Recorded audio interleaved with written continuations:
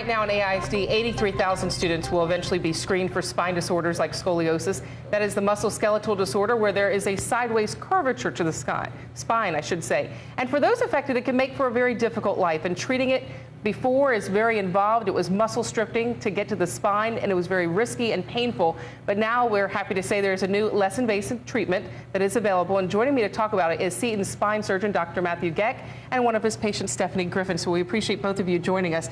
It's very exciting to hear that there is something minimally invasive, because a lot of people want to get back to work, want to get back to school, I'm sure. So before we talk to you and he tells us about your specific case, tell me about the procedure. What has changed? How painful was it before, and what are you doing now? Sure.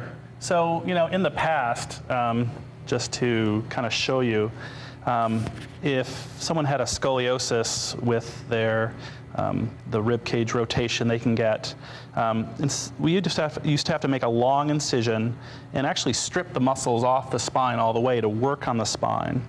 Now, with these new technologies that we're using, we can make 3 little incisions.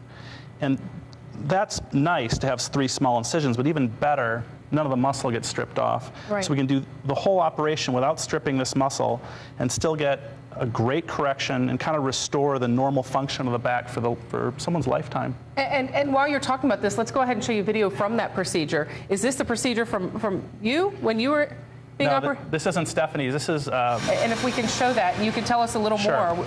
This is from Friday at Dell Children's Hospital. And if you look at the bottom of the screen, this is the curve, this is a scoliosis.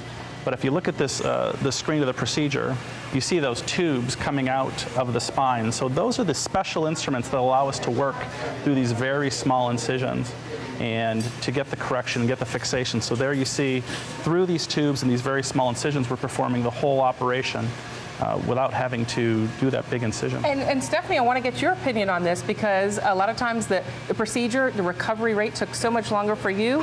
You're a high stepper, and you didn't like the brace, first of all, right? No, ma'am, I didn't like it at all, actually. But I tried it out, and it's just something I was uncomfortable with, so I didn't do it. But I proceeded with the surgery, so. How long did you know you had scoliosis that you had to, until you were able to get this procedure? I was diagnosed in 2008, August, so I've had it for 4 years now.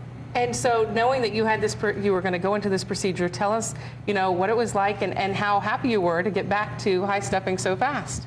Well, I was really excited, about the procedure's recovery time. It was really exciting seeing it was really shorter than the open heart spine surgery. So the minimally invasive was something I went with, and it really made me happy going to be able, 4 days after I was dancing in the hospital. I just felt great. That's fantastic. Don't you love hearing that from patients? What were you hearing before with the older procedures? Was it 4 days later they were dancing? No, I think that it was just a much slower recovery in the early stages with the older procedure, and then also a longer term recovery.